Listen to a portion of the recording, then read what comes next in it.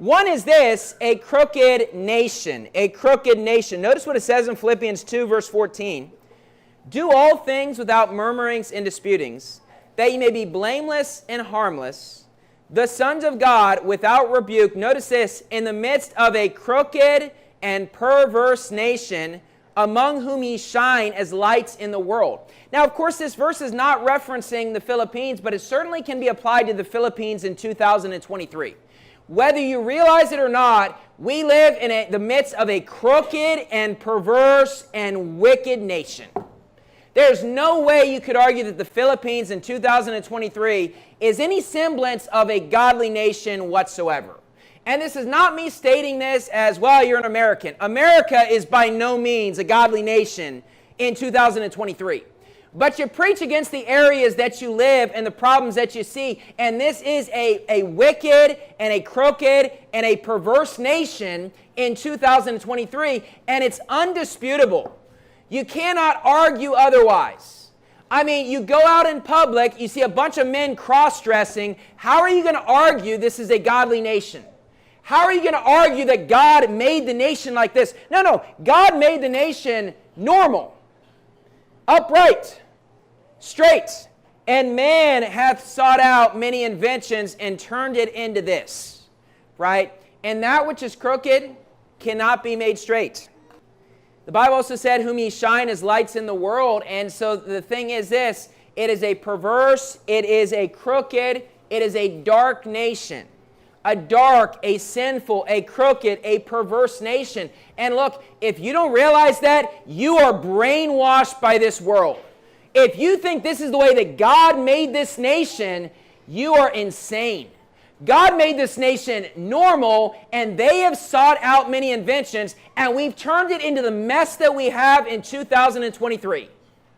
I mean, literally, if you have your kids just watching something innocent on YouTube, the commercials, the infomercials that pop up, there are always some guy wearing a dress.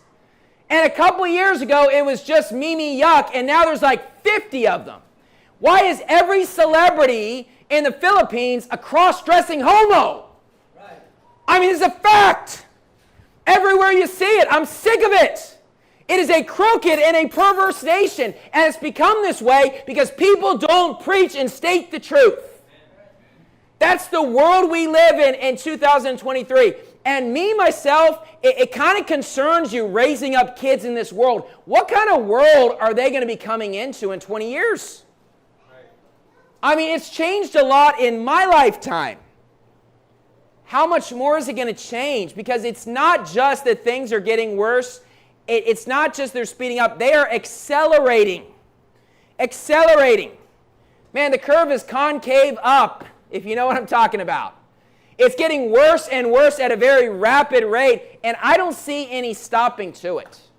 We live in a crooked and a perverse nation in 2023. If you look outside the walls of our church and outside of Bible-believing Christians that believe like we do, most people realize there's something wrong with this world. Wouldn't you say that? Most people realize this is just not the way that God made it. Now, oftentimes they're afraid to say anything because the people that have the power of the airwaves, the social media, is run by leftist, wicked, pro-abortion, pro-LGBT, filthy, wicked people. And that's a fact. And so people feel this way on the inside. They don't like it. They look at what's going on and say, this can't be normal. This is not the way that God made it. And they're afraid to say anything. And I get that. What I'm saying is the world realizes there's a problem. And you know what their idea to fix the world is? If we just elect the right politician. If we can just elect the right politician, it will solve everything. Now, I personally am very pleased with the president that we have, and you can agree or disagree. It doesn't really matter to me. I'm the one preaching, okay? But no president is going to fix all the problems in a country. And the president in a country is a reflection of what the people want and what they deserve. Right.